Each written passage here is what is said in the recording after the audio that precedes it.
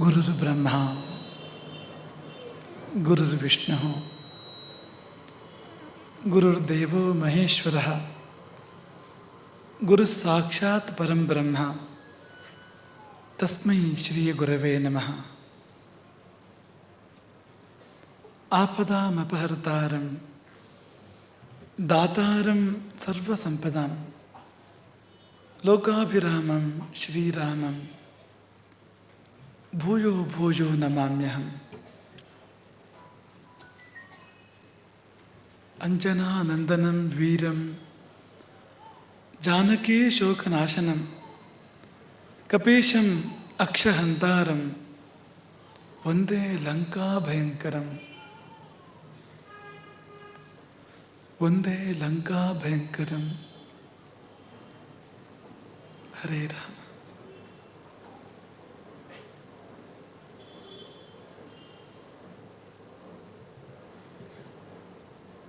ತನ್ನ ತುಂಬ ಆನಂದವನ್ನೇ ತುಂಬಿಕೊಂಡ ಅಥವಾ ಆನಂದವೇ ತಾನಾದ, ತನ್ನೊಳಗೆ ತುಂಬಿದ ಆನಂದವನ್ನು ನಮ್ಮೆಲ್ಲರ ಮೇಲೆ ತುಳುಕಿಸುವ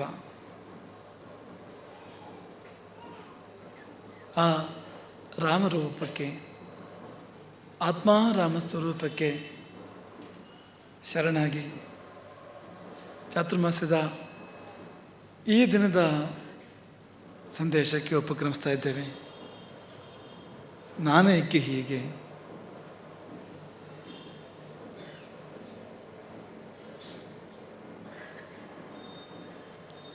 ರಾಮಕೃಷ್ಣ ಪರಮಹಂಸರ ಒಂದು ದೃಷ್ಟಾಂತ. ಒಂದು ದಿನ ಸಮುದ್ರ ತೀರದಲ್ಲಿ ಅವರು ನಿಂತಿರ್ತಾರೆ, ಸಮುದ್ರವನ್ನು ವೀಕ್ಷಿಸ್ತಾ ಇರ್ತಾರೆ. ಒಳ್ಳೆ ವಾತಾವರಣ, ಸಮುದ್ರದ ಗಂಭೀರ ನಾದ, ಅಲೆಗಳ ಮೇಲೆ ಬೆಳಕಿನ ನರ್ತನ, ಬೀಸಿ ಬರುವ ತಂಗಾಳಿ. ಪರಮಹಂಸರು ತುಂಬ ಸಮಾಧಾನವಾಗಿ ಸಮುದ್ರ ತೀರದಲ್ಲಿ ವಿಹರಿಸ್ತಾ ಇದ್ದಾರೆ. ಆ ಸಮಯದಲ್ಲಿ ದೂರದಿಂದ ಯಾರು ಅವರ ಕಡೆ ಓಡಿ ಬರ್ತಾ ಇರುವ ಹಾಗೆ ಅವರಿಗೆ ಅನ್ನಿಸ್ತು. ಸರಿಯಾಗಿ ನೋಡಿದರೆ ಹೌದು, ಒಬ್ಬ ಯುವಕ ಓಡಿ ಬರ್ತಾ ಇದ್ದಾನೆ, ಅವ್ರ ಕಡೆಗೆ ಓಡಿ ಬರ್ತಾ ಇದ್ದಾನೆ, ಪರಮಹಂಸರ ಕಡೆಗೆ ಓಡಿ ಬರ್ತಾ ಇದ್ದಾನೆ. ಯಾಕಪ್ಪ ಅಂತ ಅಂದ್ಕೊಂಡ್ರು ಪರಮಹಂಸರು. ಅರ್ಥ ಆಯಿತು, ಅವನ ಹತ್ತಿರ ಬಂದಾಗ ಅರ್ಥ ಆಯಿತು ಅವನು ಓಡಿ ಬರ್ತಿರೋದು ಯಾಕೆ ಅಂದರೆ, ಪರಮಹಂಸರನ್ನು ಸಮೀಪಿಸಬೇಕು ಅಂತ ಓಡಿ ಬರ್ತಾ ಇಲ್ಲ ಅವನು, ಅವನ ಹಿಂದಿಂದ ಮಂಗ ಒಂದು ಇಡ್ಸ್ಕೊಂಡು ಬರ್ತಾ ಇದೆ ಅವನನ್ನು. ಹಾಗಾಗಿ ಮಂಗದಿಂದ ಪಾರಾಗುವ ಸಲುವಾಗಿ ಆತ ಓಡಿ ಬರ್ತಾ ಇದ್ದಾನೆ ಪರಮಹಂಸರ ಕಡೆಗೆ. ಪರಮಹಂಸರು ಹೇಳಿದ್ರು ನಿಲ್ಲು ಅಂತ, ಅವನಲ್ಲಿ ನಿಲ್ತಾನೆ. ಯಾಕೆಂದರೆ ಅವನಾಗಿ ಓಡ್ತಾ ಇಲ್ಲ, ಭಯ ಅವನನ್ನು ಓಡಿಸ್ತಾ ಇದೆ. ಓಡಿ ಬರ್ತಾನೆ ಇದ್ದ. ಹತ್ತಿರ ಬಂದ ಕೂಡಲೇ ಪರಮಹಂಸರು ಹೇಳಿದ್ರು, ಹೆದರಬೇಡ, ನಿನಗೇನು ಆಗೋದಿಲ್ಲ, ನಿಲ್ಲು. ಇಲ್ಲ, ಮಂಗ ಕಚ್ಚತ್ತೆ, ನನ್ನ ಹಿಂದೆ ನಿಂತ್ಕೋ. ಪರಮಹಂಸರು ಹೇಳ್ತಾರೆ, ಏನು ಮಾಡೋದಿಲ್ಲ, ನನ್ನ ಹಿಂದೆ ನಿಂತ್ಕೋ ನೀನು. ಪರಮಹಂಸರ ಹಿಂದೆ ಆತ ನಿಂತ್ಕೋತಾನೆ. ಮಂಗವೂ ನಿಂತ್ಕೊಂಡಿತು, ಮುಂದೆ ಬರಲೇ ಇಲ್ಲ. ಯುವಕನಿಗೆ ತುಂಬ ಕುತೂಹಲ ಆಯಿತು. ಪರಮಹಂಸರು ಹೇಳಿದರು, ಅಡ್ಸ್ಕೊಂಡು ಹೋಗೋದನ್ನು ನಾನು, ನೀನು ಅಡ್ಸ್ಕೊಂಡು ಹೋಗೋದನ್ನು ನಾನು. ಇಲ್ಲ ಧೈರ್ಯ ಇಲ್ಲ ಅವನಿಗೆ, ಸಾಧ್ಯವೇ ಇಲ್ಲ, ಕಚ್ಚಿದ್ರೆ. ಆಗ ಪರಮಹಂಸರು ತಾನು ಮಾಡಿ ತೋರಿಸ್ತಾರೆ. 1-2 ಹೆಜ್ಜೆ ಮಂಗದ ಕಡೆ ಹಾಕ್ತಾರೆ ಪರಮಹಂಸರು, 2 ಹೆಜ್ಜೆ ಹಿಂಸರಿತು. ಪರಮಹಂಸರು 2 ಹೆಜ್ಜೆ ಮುಂದೆ ಬರ್ತಾ ಇದ್ದ ಹಾಗೇನೆ ಅದು 2 ಹೆಜ್ಜೆ ಹಿಂಸರಿತು. ಇನ್ನೂ 2 ಹೆಜ್ಜೆ ಮುಂದೆ ಹಾಕಿದ್ರು ಪರಮಹಂಸರು, ಅದು ಮತ್ತೆರಡು ಹೆಜ್ಜೆ ಹಿಂಸರಿತ್ತು. ಇವನಿಗೆ ಧೈರ್ಯವಂತಿಗೆ, ಯುವಕನಿಗೆ. ಅಡ್ಸ್ಕೊಂಡು ಹೋದಂತೆ ಮಂಗವನ್ನು, ಓಡ್ತಂತೆ ಅದು. ಇವನು ಓಡಿದಂತೆ, ಅದು ಓಡುತ್ತಂತೆ. ಸುಮಾರು ದೂರ ಅಡ್ಸ್ಕೊಂಡು ಹೋಗಿ ಆ ಮಂಗವನ್ನು ದೂರ ಓಡಿಸ್ಬಿಡ್ತಾನೆ. ಬಂದು ಪರಮಹಂಸರಿಗೆ ಹೇಳ್ತಾನೆ, ಎಂಥ ಚಮತ್ಕಾರ ಮಾಡಿದ್ರಿ ನೀವು, ಪವಾಡ ಪುರುಷರು ನೀವು ನಿಜವಾಗಿಯೂ. ಅಡ್ಸ್ಕೊಂಡು ಬರ್ತಾ ಇತ್ತು ಮಂಗ ನನ್ನನ್ನು, ನಿಮ್ಮ ಹಿಂದೆ ನಿಂತ್ಕೊಂಡು ಕೂಡ ನಿಂತು ಬಿಡ್ತಲ್ಲ ಅದು. ನೀವು ಹೆಜ್ಜೆ ಮುಂದಿಟ್ಟರೆ ಹೆಜ್ಜೆ ಹಿಂದಿಡ್ತಾ ಇದೆ. ನಿಮ್ಮಲ್ಲಿ ನಿಜವಾಗ್ಲೂ ಪವಾಡ ಇದೆ. ಅದಕ್ಕೆ ಪರಮಹಂಸರು ಹೇಳಿದರು, ಪವಾಡವೂ ಇಲ್ಲ, ಎಂಥದ್ದೂ ಇಲ್ಲ. ಮತ್ತೆ ಅದಕ್ಕೆ ಧೈರ್ಯ ಅಂತ ಹೆಸರು. ಅಂತ ಧೈರ್ಯ ಅಂತ ಹೆಸರು ಅದಕ್ಕೆ. ಧೈರ್ಯ ಮಾಡುವ ಪವಾಡ ಇದು. ನೀನು ಹೆದರಿದರೆ ಸಮಾಜ ನಿನ್ನ ನಡೆಸ್ಕೊಂಡು ಬರ್ತದೆ. ನೀನು ಗಟ್ಟಿ ನಿಂತರೆ, ಆ ಕಡೆ ತಿರುಗಿದರೆ ಸಮಾಜ ನಿನ್ನ ಹಿಂದಕ್ಕೆ ಬರುತ್ತೆ. ಆತನ ಮೂರನೇ ಕಣ್ಣು ತೆರೀತಂತೆ. ಆತ ಯಾರು ಅಂದರೆ ಅಂದು ನರೇಂದ್ರ, ಮುಂದೆ ವಿವೇಕಾನಂದ. ಅದೇ ಯುವಕ ಆತ. ವಿವೇಕಾನಂದರ ಸ್ವರೂಪದಲ್ಲಿ ಬಹಳ ಮುಖ್ಯವಾಗಿ ನೀವು ಕಾಣುವಂಥದ್ದು ಏನು ಅಂದರೆ ಧೈರ್ಯ ಅಂತ, ಧೀರತನ ಅಂತ. ಅದು ಬಂದದ್ದು ಈ ಘಟನೆಯಿಂದ. ಪರಮಹಂಸರು ಮಾಡಿ ತೋರಿಸ್ತಾರೆ ಅದನ್ನು. ಅಂತ ಧೀರತನ ಅಂದರೆ ಏನು, ಧೈರ್ಯ ಅಂದರೆ ಏನು ಅಂತ ಸ್ವತಃ ಅವರು ತನ್ನನ್ನೇ ಉದಾಹರಣೆಯಾಗಿ ಮಾಡಿ ತೋರಿಸ್ತಾರೆ. ಈ ನಾನೇಕೆ ಹೀಗೆ ಅನ್ನೋದಕ್ಕೆ ಉತ್ತರ ಕೂಡ ಅದುವೇ ಅಂತ. ಎಷ್ಟೋ ಬಾರಿ ನಾವು ಜೀವನದಲ್ಲಿ ಯಶಸ್ಸು ಸಾಧನೆ ಮಾಡಲಾಗದೆ ನಿರ್ವಿಣ್ಣರಾಗಿ, ಸೋತು, ಕೈ ಚೆಲ್ಲಿ, ಕೆಲವೊಮ್ಮೆ ಮೈ ಚೆಲ್ಲಿ ಇದ್ದು ಬಿಡುತ್ತೇವೆ. ಸೋಲಿಗೆ ಮುಖ್ಯ ಕಾರಣ ಬಲ ಕಡಿಮೆ ಆಗೋದಲ್ಲ, ಧೈರ್ಯ ಕಡಿಮೆ ಆಗೋದು. ಧೈರ್ಯ ಮತ್ತು ಬಲ ಎರಡರಲ್ಲಿ ಯಾವುದು ಗೆಲುವನ್ನು ತಂದು ಕೊಡ್ತದೆ ಅಂದರೆ ಮೊದಲಿಗೆ ಧೈರ್ಯ, ಆಮೇಲೆ ಬಲ. ಮೊದಲು ಅದು ಬೇಕು. ಧೈರ್ಯವೆಂಬುದು ಬೇಕು. ಧೈರ್ಯ ಅಂದರೆ ಬೇರೆ ಏನೂ ಅಲ್ಲ, ಧೈರ್ಯ ಅಂದರೆ ಮನೋಬಲ ಅಂತ. ಈಗ ದೇಹ ಬಲವೊಂದು ಹೇಗಿದೆಯೋ ಸ್ಥೂಲವಾದ್ದು ಅದು, ಹಾಗೆ ಸೂಕ್ಷ್ಮವಾದದ್ದು ಮನೋಬಲ, ಅದು ಧೈರ್ಯ. ಅದೊಂದಿದ್ದರೆ ಏನನ್ನೂ ಮಾಡ್ಬೋದು, ಅದೊಂದಿಲ್ಲದಿದ್ದರೆ ಏನಿದ್ರೂ ಪ್ರಯೋಜನ ಇಲ್ಲ. ಹಾಗಾಗಿ ಹೇಳಿದರು ಧೈರ್ಯಂ ಸರ್ವತ್ರ ಸಾಧನಂ. ಅದನ್ನು ರೂಢಿಸ್ಕೊಳ್ಬೇಕು. ಜೀವನವನ್ನು ಎದುರಿಸಲಿಕ್ಕೆ ಅತ್ಯಂತ ಮುಖ್ಯವಾಗಿ ಬೇಕಾಗಿದ್ದು ಅದುವೇ ಧೈರ್ಯ. ಒಂದು ಆಪತ್ತು ಬರ್ತಾ ಇದ್ದ ಹಾಗೆ, ಒಂದು ಸಂಕಟ ಬರ್ತಾ ಇದ್ದ ಹಾಗೆ, ಒಂದು ಸೋಲು ನಮ್ಮ ಹತ್ತಿರ ಸುಳಿತಾ ಇದ್ದ ಹಾಗೆ ನಾವು ಸೋತು ಬಿಡ್ತೇವೆ, ಧೈರ್ಯ ಕಳ್ಕೊಳ್ತೇವೆ. ಆ ಧೈರ್ಯ ಕಳ್ಕೊಂಡ ಮೇಲೆ ಮತ್ತೆ ಎಲ್ಲವೂ ಹೋಯಿತು. ಈಗ ಮನೆಗೆ ಕಳ್ಳ ನುಗ್ಗಿದ ಅಂತ ಅಂದ್ಕೊಳ್ಳಿ ರಾತ್ರಿ. ಈಗ ನಾವು ಧೈರ್ಯ ಕಳ್ಕೊಂಡ್ರೆ ಆಗೋ ಲಾಭ ಏನು? ಧೈರ್ಯ ಕಳ್ಕೊಂಡ್ರೆ ಲಾಭ ಆಗ್ತದೆ ಏನಾದರೂ? ಖಂಡಿತ ಇಲ್ಲ. ಬದಲಿಗೆ ನಷ್ಟವೇ ಆಗ್ತದೆ ಅಂತ. ಅದರ ಬದಲು ನಿಮಗೆ ಧೈರ್ಯ ಇದ್ದರೆ ನೀವೇನಾದರೂ ಮಾಡೋದು ಸಾಧ್ಯ ಇದೆ, ನೀವು ಬದುಕಲಿಕ್ಕೆ ಸಾಧ್ಯ ಇದೆ, ನೀವು ಆತನನ್ನು ಎದುರಿಸಲಿಕ್ಕೆ ಸಾಧ್ಯ ಇದೆ. ಇದಕ್ಕೊಂದು ತುಂಬ ತಮಾಷೆ ಉದಾಹರಣೆ ನಾವು ಯಾವಾಗಲೂ ಕೊಡ್ತಾ ಇರ್ತೇವೆ, ನಮ್ಮದಲ್ಲ, ಅದು ಪರಂಪರೆಯಿಂದ ಬಂದಿರತಕ್ಕಂಥದ್ದು. ಉಚ್ಚೈರುಚ್ಚರಿತವ್ಯಂ ನಕಿಮಪಿ ಜಾನತಾಪಿ ಮೂಢೇನ ಅಜ್ಞಾ ಬಹುಮನ್ಯಂತೆ ವಿದುಷಾಮಪಿ ಸಂಶಯೋ ಭವತಿ ಅಂತ ಒಂದು ಚಾಟುಕ್ತಿ, ಒಂದು ಸುಭಾಷಿತ. ತುಂಬ ಚೆನ್ನಾಗಿದೆ ಇದು. ಈ ವಿದ್ವಾಂಸರ ಸಭೆ ಮಾತನಾಡಬೇಕಾಗಿದೆ ನಾವು ಅಂತ ಅಂದ್ಕೊಳ್ಳಿ ನೀವು. ಆಗ ಹೆದರಿದರೆ ಕೈಕಾಲು ನಡುಗಿ, ಗಂಟಲು ಬಿದ್ದು ಹೋಗಿ, ಬರುವುದೂ ಬರದೆ ತಪ್ಪಿ ಹೋಗಿ ಎಲ್ಲ ಆಗಿಬಿಡ್ತದೆ, ಮೈಯೆಲ್ಲ ಬೆವರಿ. ಆ ಭಯ ಮಾಡುವ ತಾಂಡವ ಅಂದರೆ ನಾವು ಎಲ್ಲ ಕಳ್ಕೊಂಡು ಬಿಡ್ತೇವೆ. ಅಂಥವನಿಗೆ ಆ ಸುಭಾಷಿತಕಾರ ಮಾಡುವ ಉಪದೇಶ ಏನಂದರೆ ಉಚ್ಚೈರುಚ್ಚರಿತವ್ಯಂ, ಗಟ್ಟಿಯಾಗಿ ಮಾತಾಡು, ಹೇಳೋದನ್ನು ಗಟ್ಟಿ ಹೇಳು. ನನಗೇನು ಗೊತ್ತಿಲ್ಲ, ಮೂಢ ನಾನು ಅಂದರೆ ಇರಲಿ. ನೀವು ಮಾತಾಡೋ ಪ್ರಮೇಯ ಬಂದರೆ ಮಾತಾಡೋದನ್ನು ಗಟ್ಟಿಯಾಗಿ ಮಾತಾಡು, ಸ್ಪಷ್ಟವಾಗಿ ಮಾತಾಡು, ಸ್ಪಷ್ಟವಾಗಿ ಹೇಳು. ನಕಿಮಪಿ ಜಾನತಾಪಿ ಮೂಢೇನ. ಏನು ಪರಿಣಾಮ ಅಂದರೆ ಅಜ್ಞಾ ಬಹುಮನ್ಯಂತೆ. ಸಭೆಯಲ್ಲಿ ಎಲ್ಲರೂ ವಿದ್ವಾಂಸರು ಇರ್ತಾರೆ ಅಂತೇನಿಲ್ಲ, ಗೊತ್ತಿಲ್ಲದಿರೋರು ಭಾಳ ಜನ ಇರ್ತಾರೆ, ಅರ್ಧ ಗೊತ್ತಿರೋರು ಇರ್ತಾರೆ, ಅವರೆಲ್ಲ ನಂಬೇ ಬಿಡ್ತಾರೆ.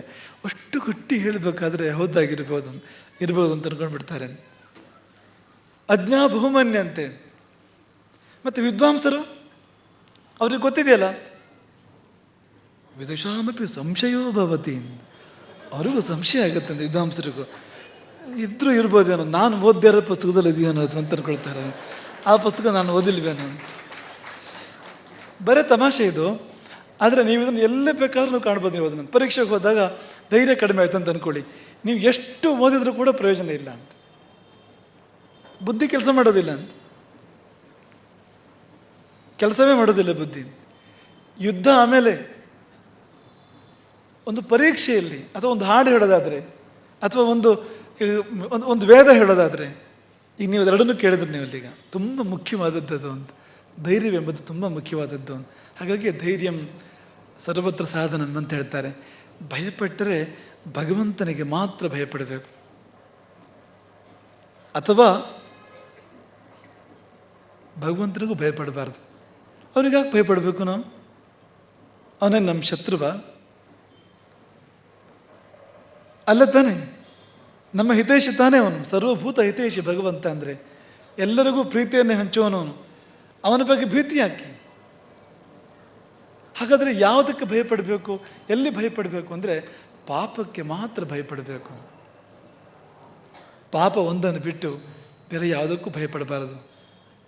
ಪಾಪಕ್ಕೆ ಭಯಪಡಬೇಕು, ಪಾಪ ಮಾಡುವುದಕ್ಕೆ ಭಯಪಡಬೇಕು. ರಾಮನಲ್ಲಿ ನವರಸಗಳು ಇದೆಯಂತೆ. ಶೃಂಗಾರಂ ಕ್ಷಿತಿನಂದನಾಭಿಹರಣೆ ಒಂದು ಶ್ಲೋಕವೇ ಇದೆ. ಅದಕ್ಕೆ ಯಾವ್ಯಾವ ರಸಗಳು ಎಲ್ಲಿ ವ್ಯಕ್ತ ಆಯಿತು. ಸೀತೆಯೊಡನೆ ವ್ಯವಹರಿಸುವಾಗ ಶೃಂಗಾರ, ಹರಣ ಧನುಸ್ಸನ್ನು ಭಂಗ ಮಾಡುವಾಗ ವೀರ. ಹಾಗೆ ಬೇರೆ ಬೇರೆ ರಸಗಳು, ಶೃಂಗಾರ, ವೀರ, ಕರುಣ, ಅದ್ಭುತ, ಹಾಸ್ಯ, ಭಯಾನಕ, ಬೇರೆ ಬೇರೆ ರಸಗಳು. ಸಮುದ್ರಕ್ಕೆ ಸೇತುವನ್ನು ಕಟ್ಟುವಾಗ ಅದ್ಭುತ, ರಾವಣನನ್ನು ಮರ್ದಿಸುವಾಗ ರೌದ್ರ, ಎಲ್ಲ ರಸಗಳು. ಆದರೆ ಈ ಭಯಾನಕ ರಸ ಎಲ್ಲಿ ಅಂತ ಪ್ರಶ್ನೆ. ರಾಮನಲ್ಲಿ ಭಯಾನಕ ರಸವನ್ನು ಎಲ್ಲಿ ತೋರಿಸ್ಬೇಕು? ಹೇಗೆ ತೋರಿಸ್ಬೇಕು? ಇದಕ್ಕೆಲ್ಲ ಜಾಗ ತೋರಿಸ್ಬೋದು. ಶೃಂಗಾರ, ವೀರ, ಕರುಣ, ಅದ್ಭುತ, ಹಾಸ್ಯ. ಹಾಸ್ಯಂ ಶೂರ್ಪಣಕಾಮುಖಿ. ರಾಮನದ್ದು ತಮಾಷೆ ಕಡಿಮೆ, ಸೀತೆ ತಮಾಷೆ ಜಾಸ್ತಿ ಅಂತೆ ರಾಮಾಯಣದಲ್ಲಿ. ವಾಲ್ಮೀಕಿಗಳ ಕೆಲವು ಸೂಕ್ಷ್ಮೋಕ್ತಿಗಳನ್ನು ಗಮನಿಸಿದರೆ ರಾಮ ಸ್ವಲ್ಪ ಗಾಂಭೀರ್ಯ ಜಾಸ್ತಿ, ಪದೇ ಪದೇ ತಮಾಷೆ ಮಾಡೋನಲ್ಲ. ಆದರೆ ಮಾಡಿದ್ದುಂಟು. ಈ ಶೂರ್ಪಣಕಿಯ ಮಧ್ಯೆ ತಮಾಷೆ ಮಾಡಿದ್ದಂಥವನು. ಅವನು ಶೂರ್ಪಣಕಿ ಹೇಳ್ತಾನೆ, ಅವನು ನಾನು ಈಗಲೇ ಮದುವೆ ಆಗಿಬಿಟ್ಟಿದ್ದೆ, ನನಗೆ ನನ್ನ ತಮ್ಮನ ಹತ್ರ ಹೋಗುವಂಥ ಶೂರ್ಪಣಕಿಯನ್ನು ಕಳಿಸ್ತಾನಲ್ಲ ತಮ್ಮನ ಹತ್ರ. ಹಾಗಂತ ತಮಾಷೆಗಳನ್ನು ಮಾಡ್ತಾನೆ ಅವನು. ಹಾಗೆ ಅದೂ ಇದೆ, ಹಾಸ್ಯರಸವೂ ಕೂಡ ಇದೆ. ಆದರೆ ಭಯಾನಕ ರಸ ಎಲ್ಲಿ? ರಾಮನಿಗೆ ಭಯವೆಂದರೆ ಏನು ಅಂತಲೇ ಗೊತ್ತಿಲ್ಲ. ಚತುರ್ದಶ ಭುವನ ದಲ್ಲಣ ರಾವಣ, ಅವನನ್ನು ಕಂಡು ರಾಮ ಭಯಪಟ್ಟವನಲ್ಲ, ಯಾವುದಕ್ಕೂ ಭಯಪಟ್ಟವನಲ್ಲ. ರಾಮ ಭಯಪಡೋದಂತ ಉಂಟ? ಅವನು ಧೀರೋದಾತ್ತ ನಾಯಕ ಅಂತ. ಹಾಗಿರುವಾಗ ಈ ಭಯಾನಕ ರಸವನ್ನು ಎಲ್ಲಿ ಅಭಿನಯಿಸಿ ತೋರಿಸ್ಬೇಕು? ಅಥವಾ ಎಲ್ಲಿ ಅವನ ಜೀವನದ ಯಾವ ಘಟ್ಟದಲ್ಲಿ ಎಲ್ಲಿದೆ ಆ ಭಯರಸ ಅಂತಂದರೆ, ಭಯ ಮಗೆ. ಪಾಪವನ್ನು ಕಂಡ್ರೆ ಭಯ ಅವನಿಗೆ, ಪಾಪದಿಂದ ದೂರ. ತಪ್ಪಿಗೆ ಭಯಪಡಬೇಕು, ತಪ್ಪು ಮಾಡೋದಕ್ಕೆ ಭಯಪಡಬೇಕು. ಇನ್ನು ಸ್ಥೂಲವಾಗಿ ಹೇಳಿದ್ರೆ ತಪ್ಪು ಮಾಡಿದ್ರೆ ಭಯಪಡಬೇಕು ಅಂತ. ತಪ್ಪು ಮಾಡಿದ್ರೆ ಭಯಪಡಬೇಕಾಗಿಲ್ಲ, ತಪ್ಪು ಮಾಡಿದರೆ ಭಯಪಡಬೇಕು ಅಂತಲೂ ಸ್ಥೂಲವಾಗಿ ಯೋಚನೆ ಮಾಡೋರಿದ್ದಾರೆ. ಆದರೆ ತಪ್ಪನ್ನು ಕಂಡು ಭಯಪಡಬೇಕು. ನನ್ನಿಂದ ಎಲ್ಲಿ ತಪ್ಪಾಗ್ತದೋ, ನಾನಲ್ಲಿ ತಪ್ಪು ಮಾಡ್ತೇನೋ ಅದಕ್ಕೆ ಭಯಪಡಬೇಕು ಹೊರತು ತಪ್ಪು ಮಾಡಿದ ಮೇಲೆ ಆಗ ನಿಮಗೆ ದೇವರ ಬಗ್ಗೆ ಭೀತಿ ಬರ್ತದೆ, ಪ್ರೀತಿ ಹೋಗಿ. ತಪ್ಪು ಮಾಡದಿದ್ದರೆ ದೇವರ ಬಗ್ಗೆ ಭೀತಿ ಕಾರಣವೇ ಇಲ್ಲ, ಭೀತಿ ಇರಲಿಕ್ಕೆ ಸಾಧ್ಯವೇ ಇಲ್ಲ. ಕಾಳಿ ಪ್ರತ್ಯಕ್ಷರಾದಲಂತೆ ತೆನಾಲಿರಾಮನ ಮುಂದೆ, ನಿನಗೇನು ಬೇಕು ಅಂತ. ಅಷ್ಟೆಲ್ಲ ಮುಖ, ಅಷ್ಟೆಲ್ಲ ನಾಲಿಗೆ, ಹಲ್ಲು, ಕೈ, ಕಾಲು, ಯಾರಿಗಾರು ಎದೆ ಹೊಡಿಬೇಕು.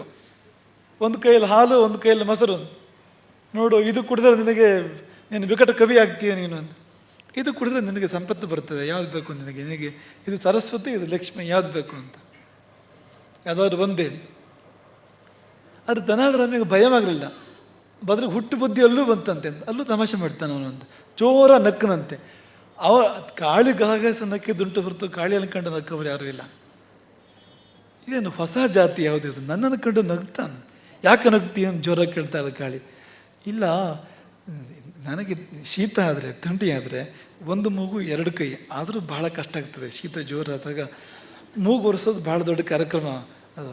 ಮತ್ತು ನಿನಗೆ ಇಷ್ಟೆಲ್ಲ ಮೂಗು, ನೀನು ಹೇಗೆ ಮಾಡ್ತೀವಿ? ನಿನಗೆ ಏನಾದರೂ ಶೀತ ಆದರೆ ಅಂತ, ನೆಗಡಿ ಆದರೆ ಅಂತ ಯೋಚನೆ ಬಂತು ಅನ್ಸಿರುತ್ತೆ ಅಂತ. ಅವನು ಎರಡು ತಗೊಂಡು ಕುಡಿದ್ಬಿಟ್ನಂತೆ ತಾಯಿ ಕಾಳಿ ಕಡೆಯಿಂದ. ಮುಂದೆ ಆಮೇಲೆ ನೋಡ್ಕೊಂಡ್ರೆ ಆಯಿತು ಅಂತ. ಕಾಳಿ ನಿಂತಿದ್ದಾಳೆ. ಕಾಳಿ ಕರವಾಳಿ. ಅವಳು ಕರವಾಳವನ್ನು ಬೀಸಿದ್ರೆ ತೆನಾಲಿರಾಮ ಇಲ್ಲ. ಅದೆಲ್ಲ ಬೇಯಿಸೋದು ಯಾಕೆ? ಸುಮ್ಮನೆ ನೋಡಿದ್ರೆ ಸಾಕು, ಉಸಿರು ಬಿಟ್ಟರೆ ಸಾಕು, ಅವನಿಲ್ಲ ತೆನಾಲಿರಾಮ. ಆದರೆ ಅವನಿಗೆ ಅದರ ಸಂಬಂಧ ಇಲ್ಲ. ಆಮೇಲೆ ನೋಡ್ಕೊಳ್ಳೋಣ ಬಂದಿದ್ದು ನಾನು. ಈಗ ಮೊದಲು ಎರಡು ಕುಡಿದು ಬಿಡೋದು ಅಂತ, ಎರಡು ಕುಡಿಬಿಟ್ಟಂತೆ ತಗೊಂಡದನ್ನ, ಹಾಲು ಮತ್ತು ಮೊಸರು ಎರಡನ್ನು ಅಂತ. ಹಾಗೆ ಧೈರ್ಯ ತುಂಬ ದೊಡ್ಡ ಬಲ, ತುಂಬ ದೊಡ್ಡ ಶಕ್ತಿ ಅಂತ. ಅದೈನ್ಯ ಎನ್ನುವುದೊಂದು ಆತ್ಮಗುಣ. ಯಾವತ್ತೂ ನಮಗೆ ದೈನ್ಯ ಬರಬಾರ್ದು, ದೀನತೆ ಬರಬಾರ್ದು. ದೇವರ ಮುಂದೆ ಮಾತ್ರ ನಾವು ದೀನವಾಗಿರ್ಬೋದು. ಅದು ಬಿಟ್ಟು ಮತ್ತೆಲ್ಲೂ ಕೂಡ ನಾವು ದೈನ್ಯವಂತ ಆಡಬಾರ್ದು, ಧೈರ್ಯವಂತ ಆಡಬೇಕು, ಧೀರವಾಗಿರಬೇಕು ಅಂತ. ಹಾಗಾಗಿ ಅದು ಆ ಒಂದು ಕಥೆಯ ಸಾರಾಂಶ. ಎಷ್ಟೋ ಬಾರಿ ಜೀವನದಲ್ಲಿ ಸೋತು ನಾನೇಕೆ ಹೀಗೆ ಅಂತ ಅಂದ್ಕೊಳ್ತೇವಲ್ಲ, ನನಗ್ಯಾಕೆ ಹೀಗಾಯಿತು ಅಂತ ಹಿಂತಿರುಗಿ ನೋಡಿದಾಗ ನಮಗೆ ಧೈರ್ಯ ಕಡಿಮೆ ಆಗಿತ್ತು ಅಂತ. ಧೈರ್ಯ ಇರಲಿಲ್ಲ, ಅದೇ ಉತ್ತರ ಸಿಗುವಂಥದ್ದು ನೋಡಿ. ಹಾಗಾಗಿ ಎಂಥ ಸನ್ನಿವೇಶ ಬಂದರೂ ಜೀವನದಲ್ಲಿ ಅದನ್ನು ತುಂಬ ಧೈರ್ಯವಾಗಿ ಎದುರಿಸಿ, ಸ್ಥೈರ್ಯದಿಂದ ಎದುರಿಸಿ. ಈಗ ಮಠದಲ್ಲಿ ಬಂದು ಅಥವಾ ಗುರುಗಳ ಹತ್ರ ಬಂದರೂ ನಿಮಗೇನು ಸಿಗ್ತದೆ ಅಂತಂದರೆ, ಇಲ್ಲಿ ನಾವು ಹಣ ಹಂಚು ಕೂತ್ಕೊಂಡಿಲ್ಲ. ಎಷ್ಟೋ ಜನರಿಗೆ ಹಣಕಾಸಿನ ತೊಂದರೆ ಇದೆ, ನಮಗೆ ಹಣ ಹಂಚು ಕೂತ್ಕೊಂಡಿಲ್ಲ. ಎಷ್ಟೋ ಜನರಿಗೆ ಉದ್ಯೋಗ ಬೇಕಾಗಿದೆ, ಉದ್ಯೋಗ ಹಂಚೋಕೆ ನಾವು ಕೂತ್ಕೊಂಡಿಲ್ಲ ಇಲ್ಲಿ. ಇನ್ನು ಬೇರೆ ಬೇರೆ ಏನೇನೋ ಇದೆ. ಈಗ ಅನೇಕ ಜನರಿಗೆ ಕಾಯಿಲೆಗಳಿದೆ ಬೇರೆ ಬೇರೆ. ನಾವೇನು ಔಷಧ ಹಂಚೋಕೆ ಕೂತ್ಕೊಂಡಿಲ್ಲ. ಇದು ಔಷಧದ ಅಂಗಡಿ ಅಲ್ಲ, ಇದು ಬ್ಯಾಂಕ್ ಅಲ್ಲ, ಇದು ಇನ್ನೊಂದಲ್ಲ. ಮತ್ತು ನೀವು ಯಾಕೆ ಬರ್ತೀರಿ ನಮ್ಮ ಹತ್ರ, ನೀವೇನು ಪಡ್ಕೊಂಡು ಹೋಗ್ತೀರಿ ಅಂತಂದರೆ, ಯಾವ ಗುರುವಾದರೂ ಜೀವನದಲ್ಲಿ ಮತ್ತೇನಲ್ಲ ಅಂದರೂ ಧೈರ್ಯ ಕೊಡ್ತಾನೆ. ಹೆದರಬೇಡ ನೀನು, ಧೈರ್ಯ ಕೊಡ್ತಾನೆ. ಒಂದು ಸಾಂತ್ವನ, ಹತ್ತಿರ ಬಂದು ಕೂಡಲೇ ಒಂದು ಸಾಂತ್ವನ, ನೊಂದಾಗ ಕಂಗೆಟ್ಟಾಗ ಒಂದು ಸಾಂತ್ವನ. ಅಲ್ಲಿಂದ ಮುಂದಿನ ಹೆಜ್ಜೆ ಅಭಯ ಬಂತು. ಧೈರ್ಯವಾಗಿರು, ನಿನ್ನ ಜೊತೆಗೆ ರಾಮನ ದಯೆ ಇದೆ, ನಿನ್ನ ಜೊತೆಗೆ ಗುರು ಕಾರುಣ್ಯ ಇದೆ, ಗುರು ಕಟಾಕ್ಷ ಇದೆ, ನೀನು ಯಾಕೆ ಭಯಪಡ್ತೀಯ, ಹೆದರಬೇಡ. ಹಾಗೆ ಅನೇಕ ದೇವತಾ ಮೂರ್ತಿಗಳಲ್ಲಿ ಕಾಣ್ತೇವೆ ನಾವು. ಅದನ್ನು ಹೀಗೊಂದು ಮುದ್ರೆ ಇರ್ತದೆ ಅಲ್ಲಿ. ಆ ಮುದ್ರೆ ಏನದು? ಅದು ಅಭಯ ಅಂತ. ಭಯಪಡಬೇಡ, ಅಭಯ ಮುದ್ರೆ ಅದು. ಜೀವನಕ್ಕೆ ಅಭಯ ಬೇಕಾಗುವಂಥದ್ದು.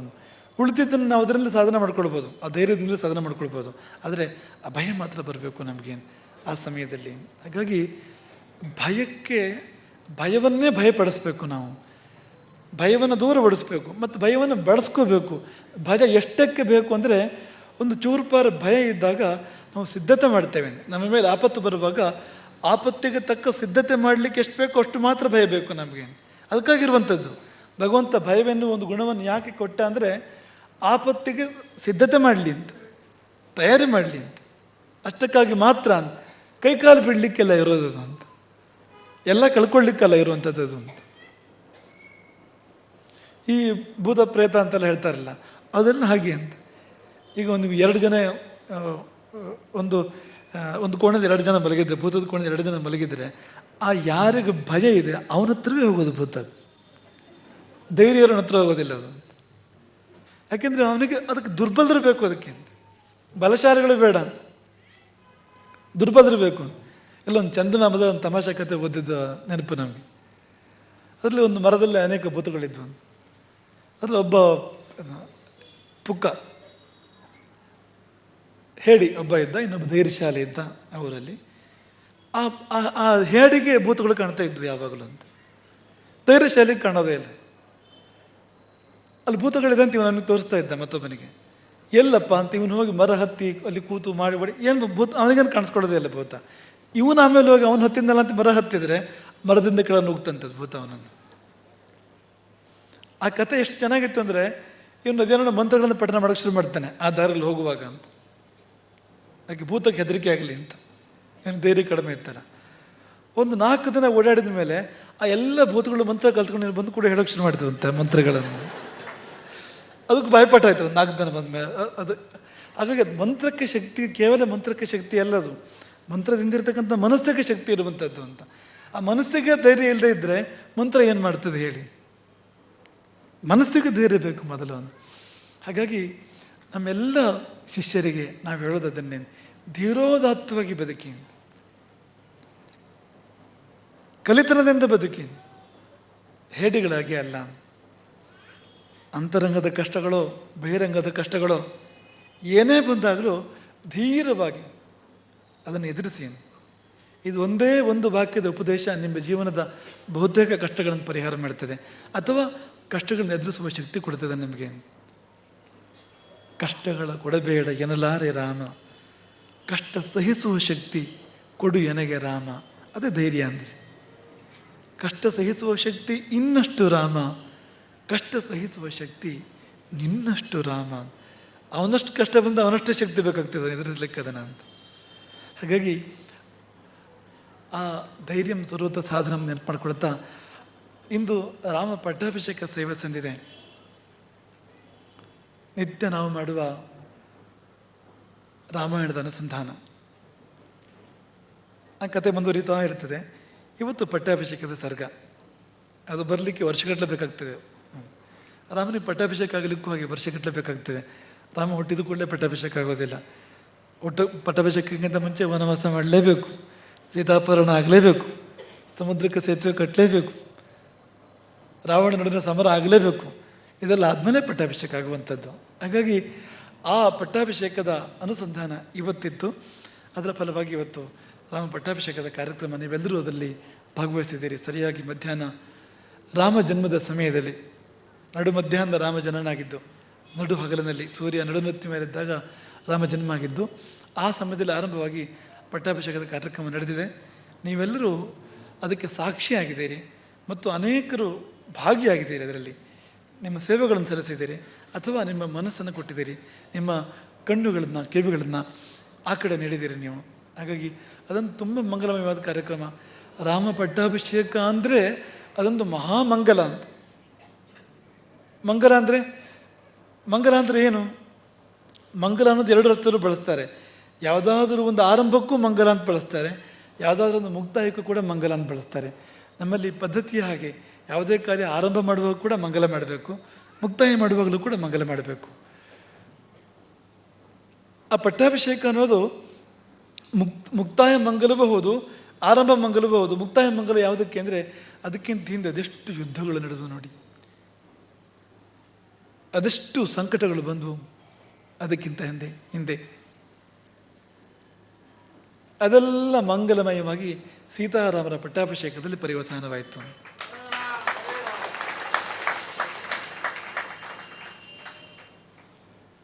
ಹಾಗೆ ಇನ್ನೊಂದು ಮಂಗಲದ ಆರಂಭವೂ ಕೂಡ ಹೌದು, ರಾಮರಾಜ್ಯದ ಆರಂಭ ಅದು ಪಟ್ಟಾಭಿಷೇಕ ಅಂದರೆ. ಒಂದು ಶಕೆಯ ಆರಂಭ ಅದು, ಒಂದು ಸೆಕೆಯ ಮುಕ್ತಾಯ, ಇನ್ನೊಂದು ಶಕೆಯ ಆರಂಭ ಅದು ಅಂತ ರಾಮ ಪಟ್ಟಾಭಿಷೇಕ ಅಂದರೆ. ಒಂದು ಸೆಕೆ, ಒಂದು ತಾಪ, ಒಂದು ಬಿಸಿ, ದುಃಖ, ಇಡೀ ಪ್ರಪಂಚದ ಸೆಕೆಯ ರಾವಣ ಅಂದರೆ ಅಂತ. ಇಡೀ ಪ್ರಪಂಚಕ್ಕೆ ಬೆವರಿಳಿಸಿದಾನು ರಾವಣ. ಇಡೀ ಪ್ರಪಂಚದ ಅಂತರಂಗ ಬೇಯುವಂತೆ ಅವನು ಮಾಡಿದ್ದಾನೆ. ಆ ತಾಪವನ್ನು ರಾಮ ಪರಿಹಾರ ಮಾಡಿದ್ದಾನೆ. ಉತ್ಖಾತ ಲೋಕೋತ್ತರೆಯ ಕಂಠಕೇಪಿ, ಮೂಜಗದ ಮುಳ್ಳನ್ನು ಉದ್ಧರಿಸಿದವನು. ಉದ್ಧರಿಸೋದು ತೆಗೆಯೋದು ಅಂತ, ಕಿತ್ತೆತ್ತುವುದು ಅಂತ ಉದ್ಧರಿಸೋದು ಅಂದರೆ ಆ ಅರ್ಥದಲ್ಲೂ ಹೌದು. ಮತ್ತು ಅವನನ್ನು ಉದ್ಧರಿಸಿದವನು, ಅವನನ್ನು ಎತ್ತಿದನು. ರಾವಣನನ್ನು ಕೂಡ ಒಟ್ಟಿಗೆ ಪ್ರಪಂಚವನ್ನು ಉದ್ಧರಿಸಿದ ಮತ್ತು ರಾವಣನನ್ನು ಕೂಡ ಉದ್ಧರಿಸಿದ. ಹಾಗಾಗಿ ಸಕಲ ಜಗತ್ತಿನ ಸಂಕಟಗಳ, ದುಃಖಗಳ, ನೋವುಗಳ ಪ್ರತೀಕ ರಾವಣ, ಆತನ ಸಂಹಾರ. ಅದೊಂದು ಸೆಕೆಯ ಮುಕ್ತಾಯ. ಅದು ಒಂದು ಶಕೆಯ ಮುಕ್ತಾಯ ಕೂಡ ಹೌದು. ರಾವಣ ಶಕೆ ಅಲ್ಲಿವರೆಗಿದ್ದಿದ್ದು, ಅದರ ಮುಕ್ತಾಯ. ರಾಮ ಶಕೆಯ ಆರಂಭ, ಅಲ್ಲಿಂದ ರಾಮರಾಜ್ಯದ ಆರಂಭ. ಹಾಗಾಗಿ ನಾವು ಒಬ್ಬೊಬ್ರಿಗೂ ಹಾರೈಸ್ತೇವೆ ಅದನ್ನು. ನಿಮ್ಮ ಜೀವನದಲ್ಲಿ ಗೊತ್ತು, ಏನೇನೋ ಸಖಿಗಳು ಇದ್ದೇ ಇದೆ, ಏನೇನೋ ಕಷ್ಟಗಳು, ನೋವುಗಳು ಇದ್ದೇ ಇದೆ. ಅದೆಲ್ಲ ಇವತ್ತಿಗೆ ಮುಕ್ತಾಯ ಆಗಲಿ, ಅದಕ್ಕೆಲ್ಲ ಇವತ್ತು ಮಂಗಲ ಆಗಲಿ. ಮತ್ತು ಹೊಸ ಶಕೆಯ ಆರಂಭ ಆಗಲಿ, ಮಂಗಲದ ಶಕೆಯ ಆರಂಭ ಆಗಲಿ. ಇಂದಿನಿಂದ ಮುಂದಕ್ಕೆ ರಾಮರಾಜ್ಯದ ಆರಂಭ ಆಗಲಿ. ಅದನ್ನು ನಿಮಗೆ ಒಬ್ಬೊಬ್ಬರಿಗೂ ನಾವು ಹಾರೈಸ್ತೇವೆ, ಒಂದೊಂದು ಕುಟುಂಬಕ್ಕೂ ಹಾರೈಸ್ತೇವೆ, ಹಾಗೆ ಈ ನಾಡಿಗೂ ಕೂಡ ಹಾರೈಸ್ತೇವೆ. ಅದನ್ನು ನಾಡಿಗೂ ಕೂಡ ಅಮಂಗಲದ ಶಕೆಯ ಮುಕ್ತಾಯವಾಗಿ ಮಂಗಳದ ಶಕೆಯ ಆರಂಭ ಈ ನಾಡಿಗೂ ಕೂಡ ಉಂಟಾಗಲಿ, ರಾಮರಾಜ್ಯದ ಉದಯವಾಗಲಿ ಎನ್ನುವ ಆಶಂಸೆಯನ್ನು ಮಾಡ್ತಾ, ಆ ಹಿನ್ನೆಲೆಯಲ್ಲಿ ಇರುವಂಥದ್ದು ಅದು ರಾಮಾಯಣದ ಪಾರಾಯಣ ಮತ್ತು ಶ್ರೀರಾಮ ಸಾಮ್ರಾಜ್ಯ ಪಟ್ಟಾಭಿಷೇಕ. ರಾಮ ಸೀತೆಯರಿಗೆ ಒಟ್ಟಿಗೆ ಪಟ್ಟಾಭಿಷೇಕ ಮಾಡಿದ್ರಂತೆ ವಸಿಷ್ಠರು.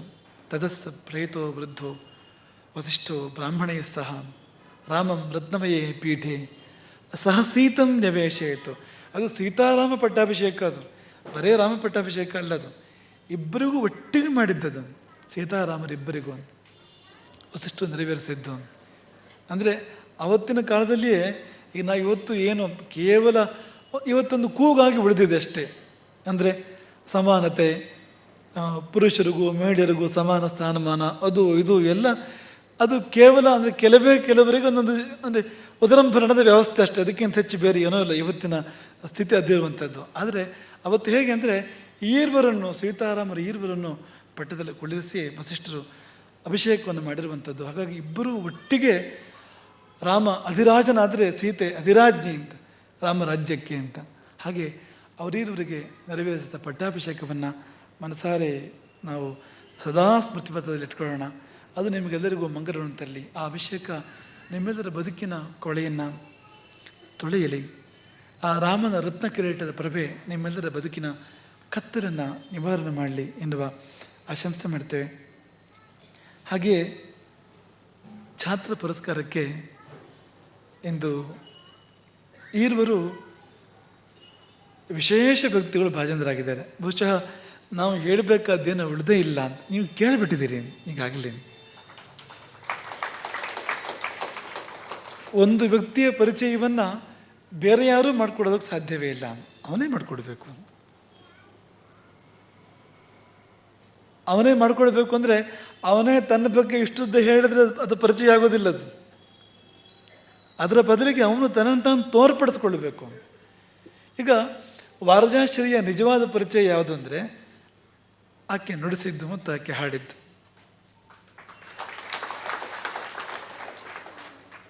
ನಾವು ಗಮನಿಸ್ತಾ ಇದ್ದು, ಅದು ನಮಗೆ ಆ ಕಥೆ ನೆನಪಾಯಿತು. ಯಾರೋ ಒಬ್ಬ ತಪಸ್ ಮಾಡ್ತಾ ಇದ್ದಂತೆ, ಅವನಿಗೆ ಆಯಸ್ಸು ಬೇಕಿತ್ತು, ಅವನಿಗೆ ಹೋದ ಕಣ್ಣು ಬರಬೇಕಾಗಿತ್ತು, ಅವನಿಗೆ ತುಂಬ ಸಂಪತ್ತು ಬೇಕಿತ್ತು. ಅದು 3 ಸೇರಿ ತಪಸ್ ಮಾಡ್ತಾ ಇದ್ದ. ದೇವರು ಪ್ರತ್ಯಕ್ಷ ಆಗಿ, ಒಳಗಣ್ಣಿಗೆ ಪ್ರತ್ಯಕ್ಷ ಆಗಿ, ಒಂದೇ ವರ ಕೊಡ್ತೇನೆ ತಗೋ ಅಂತ ಹೇಳಿದಂತೆ. ಒಂದೇ ವರ ಕೊಡ್ತೇನೆ ತಗೋ. 3 ಬೇಕಿತ್ತು, ಅದರಲ್ಲಿ ಒಂದೇ ಕೊಡ್ತೇನೆ ತಗೋ.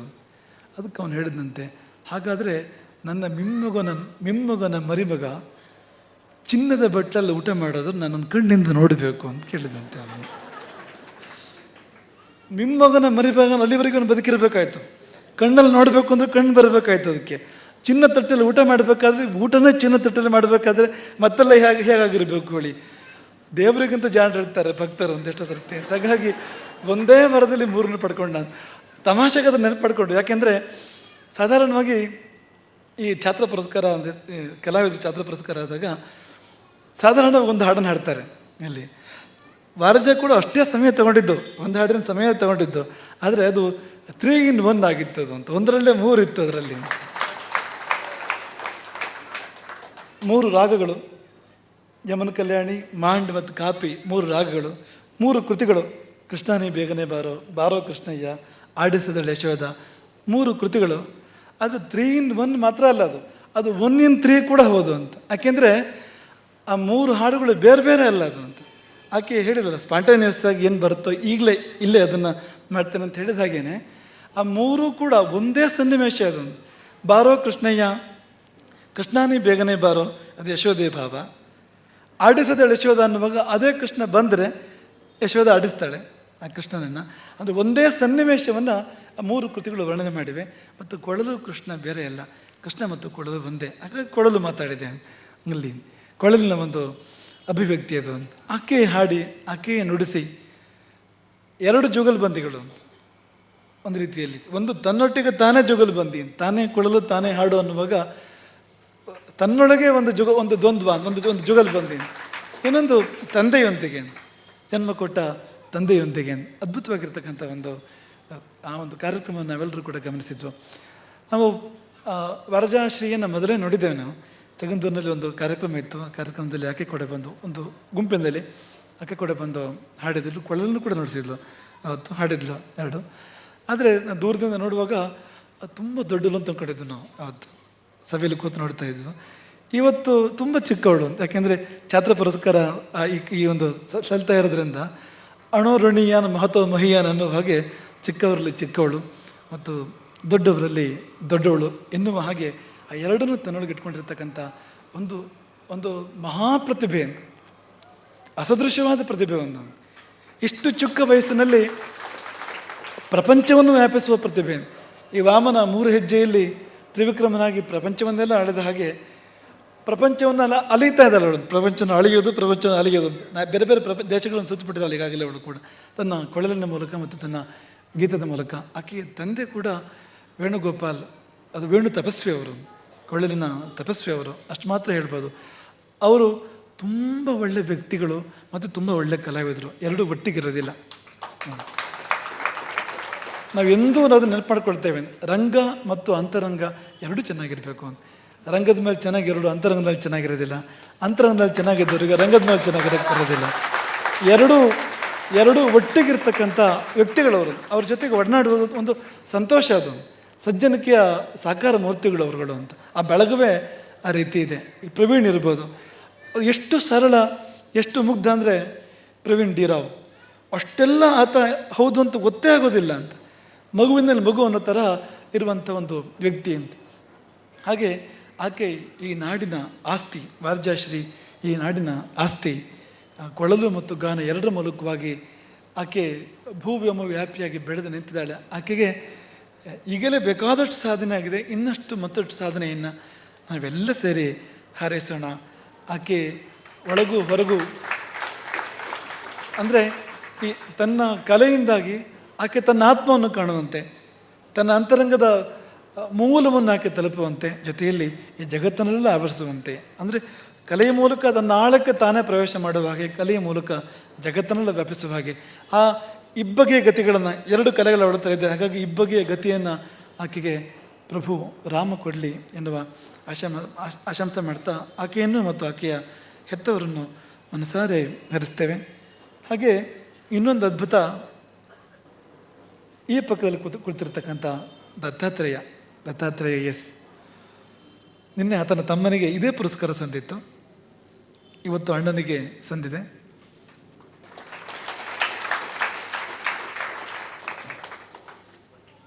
ತಮ್ಮನಿಗೆ ಸನ್ಮಾನ ಮಾಡುವಾಗ 4 ವರ್ಷದಲ್ಲಿ ಮೂಲ ಅಧ್ಯಯನ ಮಾಡಿದ್ದಾನೆ. ವೇದ ಮೂಲವನ್ನು 4 ವರ್ಷದಲ್ಲಿ ಅಧ್ಯಯನ ಮಾಡಿದಾನೆ ಅನ್ನುವಾಗ ನೀವೆಲ್ಲ ಚಪ್ಪಾಳೆ ತಟ್ಟಿದ್ರಿ. ಇವತ್ತು ಆ ತಮ್ಮನ ಅಣ್ಣ 3.5 ವರ್ಷದಲ್ಲಿ ಅಧ್ಯಯನ ಮಾಡಿದ್ದಾನೆ ಅಂತ ಹೇಳ್ತಾ ಇದ್ದಾನೆ. ನಿನ್ನೆ ಹೇಳಿದ್ವಿ, ಇವತ್ತು ಮತ್ತೊಮ್ಮೆ ಹೇಳ್ತೇವೆ, ಸುಲಭ ಅಲ್ಲ. 3.5 ವರ್ಷದಲ್ಲಿ ವೇದ ಮೂಲವನ್ನು ಅಧ್ಯಯನ ಮಾಡೋದು ಖಂಡಿತ ಸುಲಭ ಅಲ್ಲ. ಮತ್ತು ಸುಮ್ಮನೆ ಪುಸ್ತಕದ ಅಧ್ಯಯನ ಮಾಡೋದು ಬೇರೆ, ಆದರೆ ಮಸ್ತಕದ ಅಧ್ಯಯನ ಅಂದರೆ ಓದಿದ್ದೆಲ್ಲವೂ ಮಸ್ತಕದಲ್ಲಿದೆ, ಬಾಯಲ್ಲಿದೆ, ಇದು ಪವಾಡ. ಅದು ಹಾಗಿದ್ರೆ ಚಮತ್ಕಾರ ಅಷ್ಟೇ. ಅದು ಎಷ್ಟೋ ವರ್ಷ ಮಾಡಿದ್ರು ಕೂಡ ಆಗೋದಿಲ್ಲ, ಎಷ್ಟು ಕಲಿತರೂ ಬರೋದಿಲ್ಲ. ವೇದ ಅಂದರೆ ಹಾಗೆ ಅಂತ, ಎಷ್ಟು ಕಲಿತರೂ ಕೂಡ ಬರೋದಿಲ್ಲ ಅಂಥದ್ದದು. ಸಂಪೂರ್ಣ ಕೃಷ್ಣ ಯಜುರ್ವೇದವನ್ನು ಕೇವಲ 3.5 ವರ್ಷದಲ್ಲಿ ಅಧ್ಯಯನ ಮಾಡುವುದು ಅನ್ನೋದು, ಅದನ್ನು ಹೇಳಿದ್ದು ನಾವು ಅಂತ. ಐಕ್ಯು ಎಷ್ಟಿರಬೇಕು ಅದಕ್ಕೆ ಅಂದರೆ, ನಾವು ಈಗಲೂ ಹೇಳಿದ ಹಾಗೆ ಈಗ ಎಷ್ಟೋ ರ್ಯಾಂಕ್ಗಳನ್ನು ಇದ್ರ ಮುಂದೆ ನಿವಾಳಿಸಿ ಒಗಿಬೇಕಾಗ್ತದೆ ಅಂತ. ಅಷ್ಟು ದೊಡ್ಡ ಐಕ್ಯು ಇದ್ದರೆ ಮಾತ್ರವೇ ಹಾಗೆ ಮಾಡಲಿಕ್ಕೆ ಸಾಧ್ಯ. ಆತ ಅದನ್ನು ಸಾಧಿಸಿಬಿಟ್ಟಿದ್ದಾನೆ ಬೇಗ ಮತ್ತು ಚೆನ್ನಾಗಿ. ಕೇವಲ 3.5 ವರ್ಷದಲ್ಲಿ ಮುಖೋದ್ಗತ ಮಾಡುವಂಥದ್ದು, ಅದೊಂದು ಅದ್ಭುತ. ವೇದ ಶಲಾಖೆಯ ಬಗ್ಗೆ ನಾನು ಪ್ರತಿನಿತ್ಯವೂ ಹೇಳ್ತಾ ಇದ್ದೇನೆ, ಎಂದೂ ಕೂಡ ಪುನಃ ಹೇಳ್ತೇವೆ. ಮಂತ್ರಗಳ ರಾಶಿ ಇರ್ತದೆ. ಅಂದರೆ ಸಹಸ್ರ ಮಂತ್ರಗಳು. ಆ ಮಂತ್ರಗಳ ರಾಶಿಯಲ್ಲಿ ಎಲ್ಲ ಒಂದು ಕಡೆ ಕಡ್ಡಿಯನ್ನು ತೋರಿಸಿದ್ರೆ ಅಲ್ಲಿಂದ ಶುರು ಮಾಡೋಣ, ಅಲ್ಲಿಂದ ಹೇಳು ಮುಂದಕ್ಕೆ. ಅದು ವೇದ ಶಲಾಖಾ ಪರೀಕ್ಷೆ ಅಂತ. ವೇದ ಗ್ರಂಥ ಒಂದೇ ಗ್ರಂಥ ಅಲ್ಲ, ವೇದ ಗ್ರಂಥಗಳಿಂದ ಮುಂದಿಟ್ಟು ಅದರಲ್ಲಿ ಎಲ್ಲ ಒಂದು ಕಡೆ ಕಡ್ಡಿಯನ್ನಿಟ್ಟು ಇಲ್ಲಿಂದ ಶುರು ಮಾಡುವಂತ. ನೀವು ಕಲ್ಪನೆ ಮಾಡ್ಕೊಳಕ್ಕಾಗೋದಿಲ್ಲ ಅಂತ. ಅದಕ್ಕೆ ಮೇಧಾಶಕ್ತಿ ಎಷ್ಟು ಬೇಕು ಅನ್ನೋದನ್ನು ನಾನು ಅದಕ್ಕೆ ಅಂದರೆ ಭಾಗವಹಿಸಿದ್ರೆಲ್ಲ ಪ್ರಥಮ ಅನ್ನುವಾಗ ಒಂದೂ ಕೂಡ ತಪ್ಪು ಹೇಳಿರ್ಲಿಕ್ಕಿಲ್ಲ. ಅವನು ಎಲ್ಲಿಯೂ ಯಾವ ಸ್ಪರ್ಧೆಯಲ್ಲೂ ಕೂಡ ಒಂದು ತಪ್ಪು ಹೇಳಿರ್ಲಿಕ್ಕಿಲ್ಲ, ಸಾಧ್ಯವೇ ಇಲ್ಲ. ಪರ್ಫೆಕ್ಷನ್ ಅಂದರೆ ಅದು ಅಂತ. ನಾವು ಇದೇ ವಿಷಯದ ಕುರಿತಾಗಿ ಕೆಲವು ದಿನ ಮೊದಲು ನಾವು ಹೇಳಿದ್ದು, ನಮ್ಮ ಆಧುನಿಕ ವಿದ್ಯಾಭ್ಯಾಸ ಹೇಗಿದೆ ಅಂದರೆ 100ಕ್ಕೆ 35 ಬಂದರೆ ಪಾಸ್. ಅವು ಎಲ್ಲಿಗೆ ಪಾಸ್ ಆದ್ನೋ ದೇವ್ರಿಗೆ ಗೊತ್ತು. ಆದರೆ ಅವನು ಇಂಜಿನಿಯರ್ ಆದರೆ ಸೇತುವೆ ಫೇಲ್ ಆಗ್ತದೆ ಖಂಡಿತ. ಅದು ಈ ಸೇತುವೆ ಎಷ್ಟು ಗಟ್ಟಿ ಅಂದರೆ 100ಕ್ಕೆ 35ರಷ್ಟು ಗಟ್ಟಿ ಅಂತ ಹೇಳಿದರೆ ಆಯುಸ್ಸು ಕೂಡ ಅಷ್ಟೇ ಅಂತ. ನೀನು ಇಲ್ಲಿ ಬದುಕುವ ಸಾಧ್ಯತೆ ಎಷ್ಟು ಈ ಸೇತುವೆ ಮೇಲೆ ಹೋದ್ರೆ 100ಕ್ಕೆ 35 ಅಂತ ಬದುಕುವ ಸಾಧ್ಯತೆ ಅಷ್ಟೇ ಅಂತ. ಅದಲ್ಲ ಇದು ಅಂತ 100ಕ್ಕೆ 100 ಅಂತ, 100ಕ್ಕೆ 100 ಅಂತ. ಯಾವುದೊಂದು ಚಿಕ್ಕ ಪುಸ್ತಕ ಅಲ್ಲ, ವೇದ ರಾಶಿಯನ್ನು ಇಡೀ ಹಾಗೆ 100ಕ್ಕೆ 100 ಆಗ ಎಲ್ಲೂ ಒಂದು ಸ್ವರ ತಪ್ಪಿಲ್ಲದೆ, ಎಲ್ಲೂ ಒಂದು ಅಕ್ಷರ ತಪ್ಪಿಲ್ಲದೆ, ಅಧ್ಯಾಯದಿಂದ ಅಧ್ಯಾಯಗಳು, ಅನುವಾಕದಿಂದ ಅನುವಾಕಗಳು, ಮಂತ್ರದಿಂದ ಮಂತ್ರಕ್ಕೆ ಹಾಗೆ ಹೋಗಬೇಕು ಅಂದರೆ ಅಲ್ಲಿ ಹೇಗಿದೆಯೋ ಹಾಗೆ ಪುಸ್ತಕ ನೋಡದೆ ಹೋಗಬೇಕು ಅಂದರೆ ಅದು ಖಂಡಿತವಾಗಿಯೂ ದೊಡ್ಡ ಚಮತ್ಕಾರ, ದೊಡ್ಡ ಪವಾಡ. ಸಮಾಜಕ್ಕೆ ಅದನ್ನು ಅರ್ಥ ಮಾಡ್ಕೊಳ್ಳೋ ಶಕ್ತಿ ಇಲ್ಲ ಇವತ್ತಿನ ಸಮಾಜಕ್ಕೆ. ಅದೇನೊಂದು ಗೊತ್ತಿಲ್ಲ ಇವತ್ತಿನ ಸಮಾಜಕ್ಕೆ, ತುಂಬ ಕಡಿಮೆ ಜನರಿಗೆ ಗೊತ್ತು. ಅಂಥ ಸಾಧನೆಯನ್ನು ಈ ಬಾಲಕ ಈಗಾಗಲೇ ಮಾಡಿದ್ದಾನೆ. ಆದರೆ ನಿರಹಂಕಾರಿಯಾಗಿ ಏನೋ ಗೊತ್ತಿಲ್ಲದವನ ಹಾಗೆ, ಪಾಪದವನ ಹಾಗೆ ಬಂದು ಕೂತ್ಕೊಂಡಿದ್ದಾನೆ. ಇಲ್ಲಿ ನೋಡಿದರೆ ಅವನದು ಅಷ್ಟೆಲ್ಲ ಉಂಟು ಅಂತ ಹೇಳಕ್ಕೆ ಸಾಧ್ಯವೇ ಇಲ್ಲ ಅಂತ. ನಿನ್ನೆ ಹೇಳ್ತೀವಿ, ಇವತ್ತು ಇನ್ನೊಮ್ಮೆ ಹೇಳ್ತೇವೆ. ಈತನ ಗುರು ಆತನೇನು ಈ ಗಜಾನನ ಘನಪಾಠಿಗಳ ಪ್ರತಿನಿತ್ಯ ಹೆಸರು ಬರ್ತಾ ಇತ್ತು. ಆ ಹೆಸರು ಕೇಳಿದಾಗ ಒಂದು 90 ವರ್ಷ ಇರ್ಬೋದೇನೋ ಅಂತ ಅಂದ್ಕೊಳ್ಬೇಕು, ಗಜಾನನ ಘನಪಾಠಿಗಳು. ಆತ ಕೂಡ ನವ ಯುವಕ ಅಂತ ಗಜಾನನ.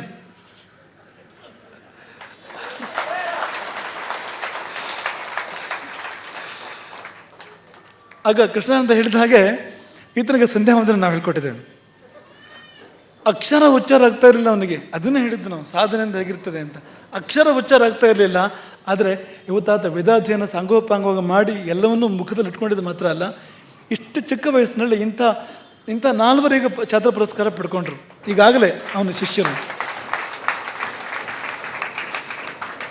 ಋಷಿತುಲ್ಯವಾದ ಜೀವನವನ್ನು ಹಳ್ಳಿಯಲ್ಲಿ ಈಗಲೂ ಕೂಡ ನಡೆಸ್ತಾ ಇರ್ತಕ್ಕಂಥ ಒಬ್ಬ ಯುವಕ. ಆತನ ಗೃಹಿಣಿ ಕೂಡ ಅಂಥವಳೆ. ಆ ಜೀವನಕ್ಕೆ ಒಗ್ಗಿ ಅದರ ಜೊತೆಗೆ ಆಕೆ ಇದ್ದಾಳೆ. ಹಾಗಾಗಿ ಇಂಥವರನ್ನು ಸಮಾಜ ಗುರುತಿಸಬೇಕು. ಎಲೆಮರೆಯ ಕಾಯಗಳು, ಅಪ್ರತಿಮ ಸಾಧಕರು. ನಮ್ಮ ಸಂಸ್ಕೃತಿಯ ಮೂಲಾಧಾರ ವೇದ. ವೇದೋಖಿಲೋ ಧರ್ಮ ಮೂಲಂ. ಎಲ್ಲವೂ ಎಲ್ಲಿಂದ ಬಂತು ಅಂದರೆ ವೇದದಿಂದ ಬಂತು. ನೃತ್ಯ ಎಲ್ಲಿಂದ ಬಂತು, ಸಂಗೀತ ಎಲ್ಲಿಂದ ಬಂತು, ಕಲೆ ಎಲ್ಲಿಂದ ಬಂತು, ಗಣಿತ ಎಲ್ಲಿಂದ ಬಂತು, ಜಾಮಿಟ್ರಿ ಎಲ್ಲಿಂದ ಬಂತು, ಎಲ್ಲ ಬಂದಿದ್ದು ವೇದದಿಂದ. ಎಲ್ಲಕ್ಕೂ ವೇದ ಮೂಲ. ಆ ವೇದದಲ್ಲಿ ಇವರು ಅಪ್ರತಿಮ ಸಾಧನೆ ಮಾಡ್ತಾ ಇದ್ದಾರೆ. ಆ ವೇದಕ್ಕೋಸ್ಕರ ತಮ್ಮ ಆಯುಸ್ಸನ್ನು ಅವರು ಮುಡಿಪಾಗಿಟ್ಟಿದ್ದಾರೆ. ಅದಕ್ಕೆ ಆ ವೇದಕ್ಕೆ ನಿಯತ್ತಿನಿಂದ ನಡ್ಕೊಳ್ತಾ ಇದ್ದಾರೆ. ಹಾಗಾಗಿ ಬೆಂಬಲಿಸಿ, ಅವರನ್ನು ಗೌರವಿಸಿ. ಅವರು ಅದಕ್ಕೆ ಅರ್ಹರು. ಅವರು ಮುಂದೊಂದು ದಿನ ಈ ಸಮಾಜಕ್ಕೆ ಅವರು ಬೆಳಕಾಗ್ತಾರೆ. ನಾಳೆ ಒಂದು ದಿನ ಈ ಸಮಾಜವನ್ನು ಏನಾದ್ರು ಉಳಿಸಿದರೆ, ಈ ಪ್ರಪಂಚವನ್ನು ಯಾವ್ದಾದ್ರು ಉಳಿಸಿದರೆ ಅದು ವೇದ ಮಾತ್ರ ಪ್ರಪಂಚನ ಉಳಿಸೋಕ್ಕೆ ಸಾಧ್ಯ ಇದೆ. ಮುಂದಿನ ಪ್ರಪಂಚಕ್ಕೆ, ಮುಂದಿನ ಜಗತ್ತಿಗೆ ದಾರಿ ತೋರಿಸೋದು ಯಾವುದು ಅಂದರೆ, ಭವಿಷ್ಯದ ಜಗತ್ತಿಗೆ ಬದುಕಿನ ದಾರಿ ತೋರಿಸೋದು ಯಾವುದು ಅಂದರೆ ವೇದವೇ. ವೇದವಲ್ಲದೆ ಬೇರೆ ಯಾವುದೂ ಅಲ್ಲ. ಅದು ಇವರ ಆಸ್ತಿ. ಅದನ್ನು ಅವರು ಉಳಿಸ್ಕೊಂಡಿದ್ದಾರೆ, ಬೆಳೆಸ್ತಾ ಇದ್ದಾರೆ ಅದನ್ನು. ಹಾಗಾಗಿ ಅವರಿಗೆ ನಮ್ಮೆಲ್ಲರ ಶುಭಕಾಮನೆಗಳಿರಲಿ ಎನ್ನುವ ಮಾತುಗಳನ್ನ ಅರ್ಥ. ಇವತ್ತು ಅತಿ ವಿಶಿಷ್ಟವಾಗಿರ್ತಕ್ಕಂಥ ಒಂದು ಛಾತ್ರ ಪುರಸ್ಕಾರ. ಒಂದು ಪುರಸ್ಕಾರ ನಾದಕ್ಕೆ, ಒಂದು ಪುರಸ್ಕಾರ ವೇದಕ್ಕೆ. ಅಂಥದ್ದು ಒಂದು ಪುರಸ್ಕಾರ ಅದು ಅಂದರೆ ಸೀತಾಕುಲಕ್ಕೆ ಸಂದಿದೆ ಒಂದು ಪುರಸ್ಕಾರ, ಇನ್ನೊಂದು ಪುರಸ್ಕಾರ ರಾಮಕುಲಕ್ಕೆ ಸಂದಿದೆ ಅಂತ ಅನ್ಬೋದು. ನೋಡಿ, ನಿಜವಾದ ಸಮಾನತೆ ಅಂದರೆ ಇದು ಅಂತ ಹೀಗಿರ್ತದೆ. ಅದು ಸಹಜವಾಗಿ ಬರೋ ಸಮಾನತೆ. ನೀವು ಅದನ್ನು ಕೃತ್ರಿಮ ಮಾಡೋಕ್ಕೆ ಸಾಧ್ಯ ಇಲ್ಲ. ಅದನ್ನು ತಾನಾಗಿ ಬರುವಂಥದ್ದು. ಹಾಗಾಗಿ ಎರಡೂ ಕಡೆಗೆ ಆಕೆ ಕೂಡ ಇಷ್ಟು ಚಿಕ್ಕ ವಯಸ್ಸಿನಲ್ಲಿ ಆಕೆ ಇಷ್ಟೆಲ್ಲ ಸಾಧನೆ ಮಾಡಿದ್ದಾಳೆ. ಅಂದರೆ ಎಷ್ಟು ಅಂತ ಹೇಳೋಕ್ಕಾಗದೇ ಇರೋಷ್ಟು ಸಾಧನೆಯನ್ನು ಆಕೆ ಮಾಡಿದ್ದಾಳೆ. ಹಾಗಾಗಿ ಇವರು ನಮ್ಮ ಆಸ್ತಿ, ಇವರು ನಮ್ಮ ಹೆಮ್ಮೆ, ಇವರು ನಮ್ಮ ದೇಶದ, ನಮ್ಮ ಸಂಸ್ಕೃತಿಯ ಸಂಪತ್ತು, ಇವರು ನಮ್ಮ ಭವಿಷ್ಯ. ಈ ವೇದನಾದಗಳು ನಮ್ಮೆಲ್ಲರ ಕಣ್ಣಾಗಿ ನಮ್ಮ ಬದುಕನ್ನು ಬೆಳಗಲಿ ಎನ್ನುವ ಆಶಂಸೆ ಮಾಡ್ತಾ, ಇನ್ನೊಮ್ಮೆ ಮತ್ತೊಮ್ಮೆ ಮಗದೊಮ್ಮೆ 100 ಬಾರಿ 1000 ಬಾರಿ ಅವರು ಇರುವರನ್ನು ಕೂಡ ಹರಿಸ್ತೇವೆ. ಜಾಂಬವಂತ ಕೃತಿ ಲೋಕಾರ್ಪಣೆಗೊಂಡಿದೆ. ಆಂಗ್ಲ ಅನುವಾದ, ಭಾರತಿ ಪ್ರಕಾಶನದ್ದು. ಅವರ ನಿತ್ಯದ ಕಾರ್ಯಕ್ರಮ. ಈಗ ಒಟ್ಟುಗಳು ಪ್ರತಿನಿತ್ಯ ಸಂಧ್ಯಾವಂದನೆ ಮಾಡುವ ಹಾಗೆ ಭಾರತಿ ಪ್ರಕಾಶ ಅಂದರೆ ಪ್ರತಿನಿತ್ಯ ಪುಸ್ತಕ ಬಿಡುಗಡೆ ಮಾಡ್ತಾ ಇರ್ತಾರೆ. ದಿನಕ್ಕೊಂದು ಪುಸ್ತಕ ಅಂತ. ಅಷ್ಟು ಸಹಜವಾಗಿಬಿಟ್ಟಿದೆ ಅವ್ರಿಗೆ ಅದಂತ.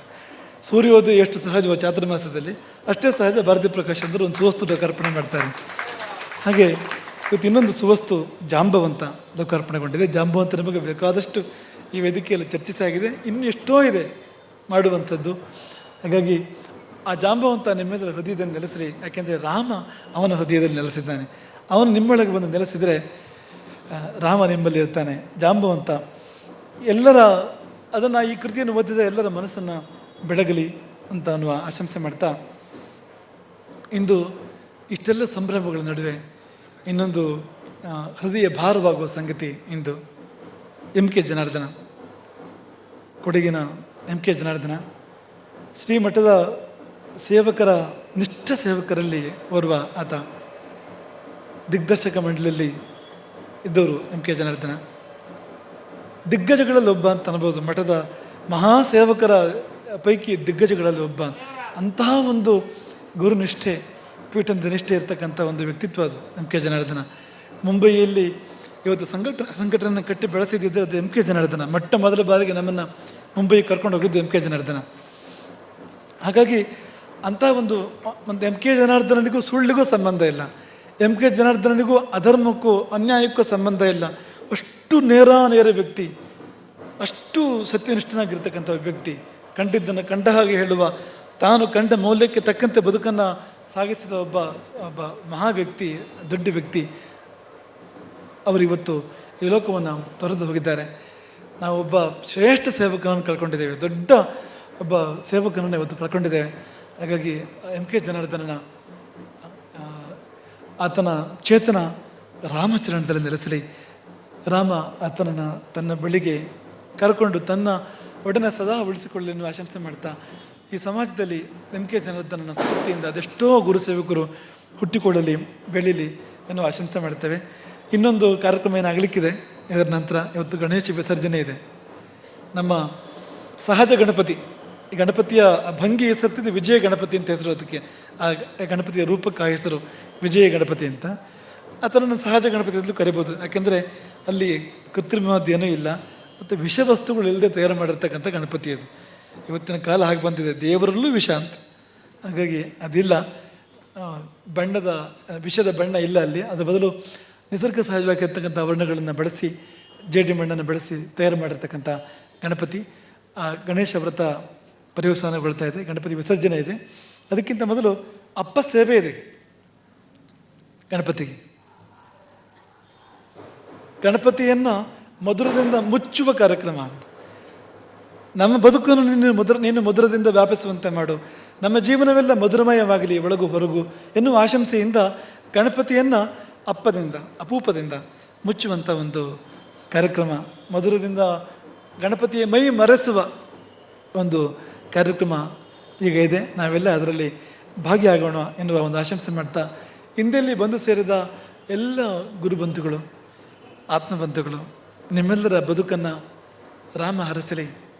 ನಿಮ್ಮೆಲ್ಲರ ಬದುಕಿನಲ್ಲಿ ಧೈರ್ಯ ಇರಲಿ. ಯಾವ ಧೈರ್ಯ ಅಂದರೆ ಹಿಂದೆ ರಾಮನಿರುವ ಎನ್ನುವ ಧೈರ್ಯ ನಿಮ್ಮೆಲ್ಲರ ಚಿತ್ತದಲ್ಲಿ ಸದಾಕಾಲವೂ ಇರಲಿ. ಅದು ಧೈರ್ಯ. ಬೊಮ್ಮನೆಲ್ಲರ ಕಾವ ನಿಹನೆನ್ನುವ ನೆನಪಿನಲ್ಲಿ ನೆಮ್ಮದಿಯ ಪಡೆಗೆ ಜಗ. ಧೈರ್ಯ ಇದ್ದರೆ ನೆಮ್ಮದಿ.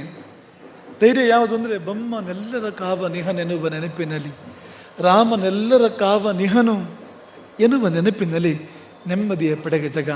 ಜೀವನಕ್ಕೆ ಧೈರ್ಯ ಯಾವುದು ಅಂದರೆ ಒಂದು ಗುರು ಮತ್ತು ಇನ್ನೊಂದು ರಾಮ. ಆ ಧೈರ್ಯದಲ್ಲಿ ಎಲ್ಲರೂ ಬದುಕಿ ಬಾಡುವಂತಾಗಲಿ ಎನ್ನುವ ಆಶಂಸೆ ಮಾಡ್ತಾ, ಇಂದು ಎಲ್ಲ ಸೇವೆಗಳನ್ನು, ಸರ್ವ ಸೇವೆಗಳನ್ನು ನಡೆಸಿಕೊಟ್ಟವ ಕೆಲವು ಕಾರ್ಯಕರ್ತರಿದ್ದಾರೆ. ಹುಬ್ಬಳ್ಳಿ, ಧಾರವಾಡ, ಚೆನ್ನೈ, ಬಳ್ಳಾರಿ, ದಾವಣಗೆರೆ, ಹರಿಹರ. ಎಲ್ಲಿಂದ ಎಲ್ಲಿಗೆ? ಹುಬ್ಬಳ್ಳಿ, ಧಾರವಾಡ, ಬಳ್ಳಾರಿ, ದಾವಣಗೆರೆ, ಹರಿಹರ, ಚೆನ್ನೈ, ಇಷ್ಟೂ ಕಡೆಯಿಂದ ಇವತ್ತು ಭಕ್ತರು ಬಂದಿದ್ದಾರೆ, ಶಿಷ್ಯರು ಬಂದಿದ್ದಾರೆ. ಅಷ್ಟು ದೂರದಿಂದ, ಚೆನ್ನೈಯಿಂದ ಆರಂಭ ಮಾಡಿ, ಚೆನ್ನೈಯಿಂದ ಕೂಡ ಅನೇಕರು ಬಂದಿದ್ದಾರೆ ಇವತ್ತು ಇಲ್ಲಿಗೆ. ಪ್ರತಿ ವರ್ಷವೂ ಬರ್ತಾರೆ, ಈ ವರ್ಷವೂ ಬಂದಿದ್ದಾರೆ, ಅನೇಕರು ಬಂದಿದ್ದಾರೆ. ನೀವು ಕಡಿಮೆ ಜನ ಇದ್ದರೆ ಏನೂ ಸಮಸ್ಯೆ ಇಲ್ಲ. ನಾವು ಕಡಿಮೆ ಇರಬಹುದು, ಅಂದರೆ ಜನ ಕಡಿಮೆ ಇರ್ಬೋದು, ಅಂದರೆ ಕಡಿಮೆ ಜನ ಇರ್ಬೋದು, ಜನ ಕಡಿಮೆ ಆಗಬಾರ್ದು ಅಂತ. ನಮ್ಮಲ್ಲಿ ಆ ಒಂದು ಕೀಳರಿಮೆ ಬರಬಾರ್ದು ಅಂತ, ನಾವು ಕಡಿಮೆ ಅಂತ ನಮಗೆ ಅನ್ನಿಸ್ಬಾರ್ದು ಅಂತ. ನಮಗೆ ಬೇಕಾಗೋದು ಕ್ವಾಲಿಟಿ ಹೊರತು ಕ್ವಾಂಟಿಟಿ ಅಲ್ಲ ಅಂತ. ಚೆನ್ನೈಯಲ್ಲಿ ಕ್ವಾಲಿಟಿ ಕೊರತೆ ಯಾವತ್ತೂ ಇಲ್ಲ, ಎಂದೂ ಇಲ್ಲ. ಈ ಎಲ್ಲ ವಲಯಗಳು ಅಂಥವೇ. ಬಳ್ಳಾರಿ ಕೂಡ ಹಾಗೆ. ಬಳ್ಳಾರಿ, ಹುಬ್ಬಳ್ಳಿ, ದಾವಣಗೆರೆ ಒಂದು ರೀತಿಯಲ್ಲಿ ಈ ನೀವೆಲ್ಲ ಹೇಗೆ ಅಂದರೆ ಮರುಭೂಮಿಗೆ ಹೋಗಿ ಅಲ್ಲಿ ಚಿಗುರಿ ಬಂದವರು ನೀವು, ಬೆಳೆದು ಬಂದವರು ನೀವು ಅಂತ. ಬಯಲುಸೀಮೆಗೆ ಹೋಗಿ ಎಲ್ಲಿ ಬೆಳೆದವ್ರು ನೀವೆಲ್ಲರೂ ಕೂಡ. ಎಲ್ಲ ಬಯಲುಸೀಮೆ ಹೆಚ್ಚಿನದಾಗಿ. ಚೆನ್ನೈ ಕೂಡ ಹಾಗೆ. ಚೆನ್ನೈ ಬಾರಿ ಸಖೆ. ಅಲ್ಲಿ ಸೂರ್ಯ ಭಾಳ ಹತ್ತಿರ ಅವರಿಗೆ. ಪೂರ್ವ ಸಮುದ್ರ ತೀರದಲ್ಲಿ ಇರೋವಂಥವ್ರವರು. ಮೊದಲು ಸೂರ್ಯ ಸಿಗೋದವರಿಗೆ, ಆಮೇಲೆ ಉಳಿದವರಿಗೆ ಅಂತ. ಹಾಗಾಗಿ ಅಂಥ ಎಲ್ಲ ವಲಯಗಳಿಗೆ ನಾವು ಆಶೀರ್ವಾದ ಮಾಡ್ತೇವೆ. ನೀವೆಲ್ಲರೂ ಚೆನ್ನಾಗಿರಿ. ಮತ್ತು ನೀವು ಚೆನ್ನಾಗಿದ್ದರೆ ಸಾಲದು, ನಿಮ್ಮ ಸುತ್ತಮುತ್ತ ಇರೋರನ್ನು, ನಿಮ್ಮ ವಲಯ ವಾಸಿಗಳನ್ನು ಚೆನ್ನಾಗಿಡಿ. ಅದೇ ಇನ್ನೊಮ್ಮೆ ಮತ್ತೊಮ್ಮೆ ಹೇಳ್ತೇವೆ, ಜೀವನಕ್ಕಿರುವ ಸೂತ್ರ ಅಷ್ಟೇ. ಚೆನ್ನಾಗಿರು ಮತ್ತು ಚೆನ್ನಾಗಿಡು ಅಷ್ಟೇ. ಸುಖವಾಗಿರು, ಸುಖವಾಗಿಡು, ಜೊತೆಗಿರೋರನ್ನು ಸುಖವಾಗಿಡು, ಅಷ್ಟೇ ಬದುಕು ಅಂದರೆ. ನಾವು ಚೆನ್ನಾಗಿರಬೇಕು ಮತ್ತು ನಮ್ಮ ಜೊತೆಗಿರೋರನ್ನು ಚೆನ್ನಾಗಿಡಬೇಕು. ಹಾಗೆ ನೀವೆಲ್ಲ ಕಾರ್ಯಕರ್ತರು ನಿಮ್ಮ ವಲಯ ವಾಸಿಗಳನ್ನು ಚೆನ್ನಾಗಿ ಇಡುವ ಹೊಣೆಗಾರಿಕೆಯನ್ನು ಭಗವಂತ ನಿಮಗೆ ಕೊಟ್ಟಿದ್ದಾನೆ. ಗುರು ಮತ್ತು ದೇವರು ನಿಮಗೆ ಕೊಟ್ಟಿದ್ದಾರೆ. ಆ ದಿಸೆಯಲ್ಲಿ ಹೋರಾಡಿ, ಆ ದಿಸೆಯಲ್ಲಿ ಪ್ರಯತ್ನ ಪಡಿ ಎನ್ನುವ ಮಾತನಾಡ್ತಾ, ಗುರು ಸೇವೆ ನಿಮ್ಮನ್ನು ಉದ್ಧರಿಸಲಿ, ನಿಮ್ಮ ಮೂಲಕ ಸಮಾಜವನ್ನು ಉದ್ಧರಿಸಲಿ. ನಿಮ್ಮೆಲ್ಲರಿಗೂ ರಾಮನ ದಯೆ ಇರಲಿ, ಎಲ್ಲರಿಗೂ ಒಳಿತಾಗಲಿ ಅಂತ ಪುಣ್ಯ.